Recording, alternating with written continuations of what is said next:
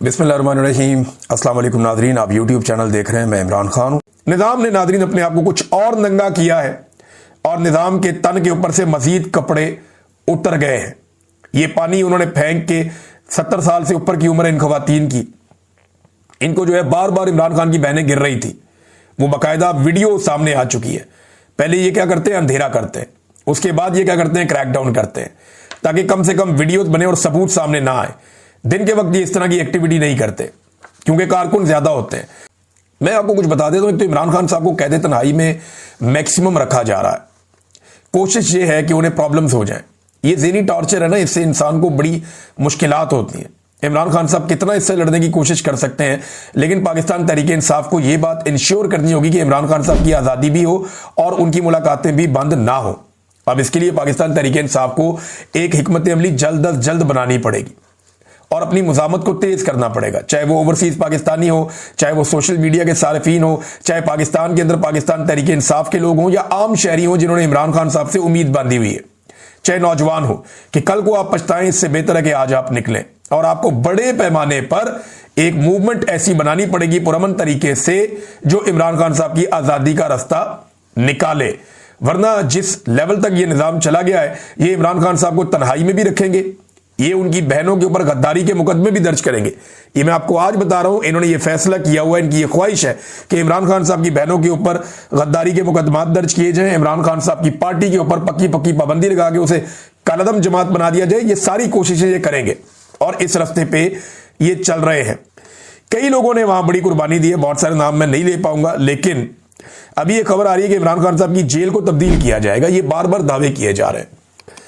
जो हुकूमती कैंप के अंदर सहाफी हैं या जो एस्टेब्लिशमेंट से भी लेते हैं इंफॉर्मेशन, उनका यह कहना है कि इमरान खान साहब की जेल को तब्दील किया जाएगा। 2-3 जेलों के ऊपर गौर हो रहा है।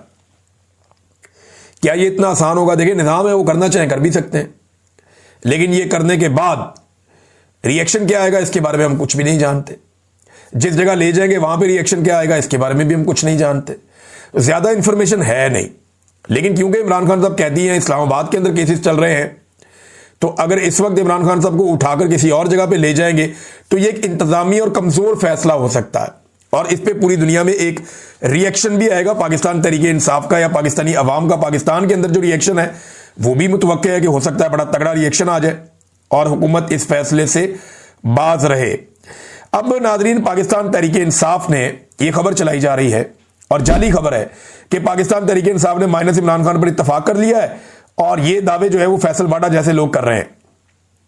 ये कुछ अरसा से अब ये काम शुरू कर दिया गया कि जनाब पीटीआई के अंदर ऐसे लोग मौजूद हैं जिन्होंने कह दिया जी माइनस इमरान खान पे हम राजी हैं, और मीडिया में ऐसी खबरें चलाई जा रही हैं कि जैसे जनाब पाकिस्तान तहरीक इंसाफ के लोग बैठते हैं और बैठ के कहते हैं कि जनाब हम तो इमरान खान से राजी नहीं है, वो जो कर रहे हैं उन्होंने सबको फंसा दिया। ये इस तरह की बातें की जा रही है और छापी जा रही है। कौन छाप रहा है, क्यों छापी जा रही है, ये बाकायदा एक नैरेटिव बनाया जा रहा है। माइनस इमरान खान की ख्वाहिश बहुत पुरानी है, वो ख्वाहिश पूरी करने के लिए अब ये लोग काम कर रहे हैं। क्या ये मुमकिन है? देखिए ना, कोई तो एक रहनुमा सामने लेकर आए ना जो ये कहे अपने मुंह से कि हाँ ये मुमकिन है। वो एक बंदा लेकर आए अननोन पाकिस्तान तहरीक इंसाफ पे। मैंने कितने लोगों से पूछा, वो कहते हैं हम इसको जानते नहीं, इसने हमारी पार्टी कब ज्वाइन की थी, कब छोड़ दी, हमें तो पता ही नहीं है। और हेडलाइंस चलाई जा रही है पीटीआई का रहनुमा छोड़ के भाग गया। वो कहते नहीं, असली तेन जानते नहीं। और वैसे भी जो आदमी पाकिस्तान तहरीक इंसाफ या इमरान खान से अपने आप को अलग करेगा, वो एक्चुअली पाकिस्तान की सियासत से अपने आप को अलग कर देगा। फिर वो एस्टेब्लिशमेंट की गोद में बैठेगा, उसके अलावा उसे और कहीं जगह नहीं मिलेगी। अब बयानिया यह बनाया जा रहा है कि पाकिस्तान तहरीक इंसाफ को उसी तरह कर दिया जाएगा जैसे एमक्यूएम को कर दिया गया था। यानी एक एमक्यूएम पाकिस्तान बना दी गई, एक एमक्यूएम हकीकी मौजूद है, वो एमक्यूएम अल्ताफ हुसैन की है। अल्ताफ हुसैन कहीं भी मौजूद नहीं है और एमक्यूएम पाकिस्तान जनाब काम कर रही है और उसके अंदर जो बंदे हैं, ये इस तरह का फार्मूला पाकिस्तान तहरीक इंसाफ के साथ किया जाएगा। एक बात ये फार्मूला तय करने वाले या इसके बारे में सोचने वाले जरा जान लें और ये फैक्ट अपने सामने रख लें। नंबर 1, अल्ताफ हुसैन के फॉलोअर्स महदूद थे, उनकी ताकत एक आधे 2 शहरों तक थी। इमरान खान के फॉलोअर्स लामहदूद हैं, उनकी ताकत पाकिस्तान के अंदर तमाम शहरों में है और इसके अलावा पाकिस्तान से बाहर भी है, दुनिया भर में। इमरान खान के चाहने वालों पे सूरज गरूब नहीं होता। इतना बड़ा ब्रांड और इतना बड़ा नाम है, तो ये तो मुमकिन नहीं है। अल्ताफ हुसैन को पाकिस्तान से बाहर जानता कोई नहीं था, देखिए ना, सच्ची बात तो यही है ना, अल्ताफ हुसैन साहब को क्या जानते थे बाहर लोग?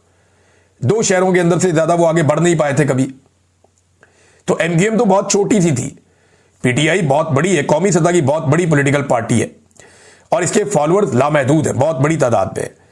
फिर जो एमक्यूएम थी वो एक जबर और अंडरवर्ल्ड टाइप का एक सिस्टम उनका चलता था। उसके अंदर एक इकोनॉमी भी, एक क्रिमिनल इकोनॉमी भी थी उसके अंदर, जिसके ऊपर बड़ी उंगलियां भी उठती रही। सारे लोग खुद ही मानते हैं, अब तो एमक्यूएम के लोग ही मानते हैं कि एक क्रिमिनल एक इकोनॉमी थी और सेक्टर कमांडर का एक सिलसिला चलता था।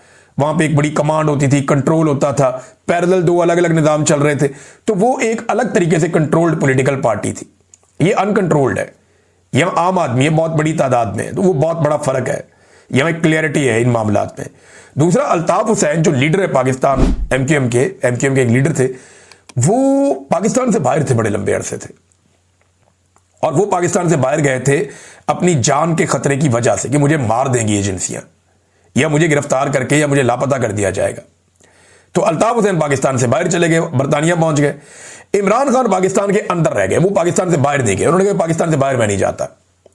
गिरफ्तार वो हो गए, उनकी जान को आज भी खतरा है, लेकिन वो ये रिस्क ले रहे हैं जो अल्ताफ हुसैन साहब ने नहीं लिया। फिर एमक्यूएम जब कराची से इलेक्शन जीतती थी तो वो एक सिस्टमैटिक तरीके से इलेक्शन लड़ते थे। वो सबको पता है वो कैसे इलेक्शन होता था, वो कैसे वोटिंग होती थी, किस तरीके से सिस्टमैटिक तरीके से वो आते थे। पाकिस्तान तरीके इंसाफ जिस तरीके से आई है और जैसे उन्होंने फस्तागियत के खिलाफ भी वोट ले लिया और इतने बड़े पैमाने पर ले लिया, ये तो किसी को इम्कान भी नहीं था। तो बड़ा फर्क है एमक्यूएम के खिलाफ ऑपरेशन में और पाकिस्तान तरीके इंसाफ के खिलाफ ऑपरेशन में, बड़ा फर्क है। ये जमीन आसमान का फर्क है दोनों पॉलिटिकल पार्टीज में, इनकी बुनत में और इनकी स्ट्रेटजी में, और जिस तरीके से ये पॉलिटिकल पार्टीज और इनके वर्कर्स काम करते हैं। फिर सोशल मीडिया और ओवरसीज पाकिस्तानी बहुत बड़ी ताकत है जो इमरान खान के साथ है, जो एमक्यूएम के साथ नहीं थी। नादरीन, खुर्रम ज़ीशान का एक ट्वीट आया, मैं आपके सामने रखना चाहूंगा।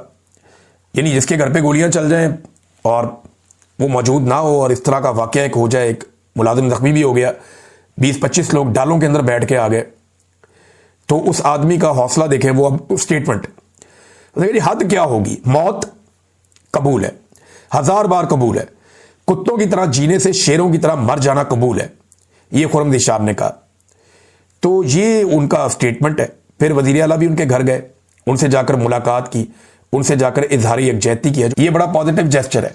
ये बंदे पकड़े जाने चाहिए, कम से कम पता तो चले कौन लोग हैं जो दंदनाते हुए आते हैं पेशावर के अंदर और आकर एक सेनेटर के घर के ऊपर फायरिंग कर चले जाते हैं। अब फैसल वाडा धमकियों पे धमकियां कि जनाब ये सेनेटर नहीं रहेगा, वो एमएनए नहीं रहेगा, उसको ये कर देंगे, उसको ये कर देंगे, और एस्टेब्लिशमेंट उनको बताती है और वो आकर आगे बताते हैं। अगले वीलॉग में आपको बताऊंगा। अब तक के लिए इतनी, अपना ख्याल रखिएगा, अपने चैनल का भी। अल्लाह हाफिज़।